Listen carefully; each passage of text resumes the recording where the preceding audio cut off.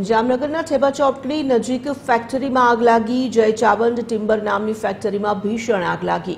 મોડી રાત્રે ફેક્ટરીમાં ભીષણ આગથી અફરાતફરી મચી હતી। લાકડાના કૃષિ સાધનો બનાવતી ફેક્ટરીમાં આગ લાગી। દૂર દૂર સુધી ધુમાડાના ગોટે ગોટા જોવા મળ્યા હતા। ફાયરની 3 ટીમે ભારે જહેમત બાદ આગ પર કાબૂ મેળવ્યો છે। આગને લીધે ફેક્ટરીમાં મોટું નુકસાન થયું છે।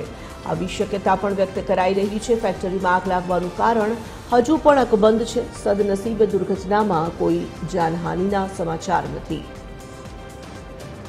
સંવાદદાતા સલમાન જોડાઈ ચૂક્યા છે ફોન લાઈન પર। સલમાન, દ્રશ્યોમાં જોઈ શકાય છે ભીષણ આગ લાગી હતી। હાલ શું પરિસ્થિતિ છે? ગત મોડી રાત્રે 2.5 કલાકની આસપાસ જામનગર નજીક જે ઠેબા ચોકડી આવેલી છે કે જ્યાં એક ફેક્ટરી છે કે જેમાં ભીષણ આગનો બનાવ છે તે બન્યો હતો।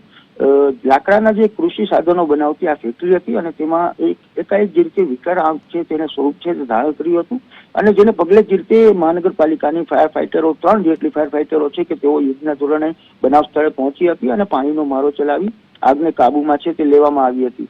આ આગ એટલી વિકરાળ સ્વરૂપમાં ધારણ કરી હતી કે જે દૂર દૂર સુધી જે ધુમાડાના ગોટે ગોટા છે તે પણ જોવા મળ્યા હતા।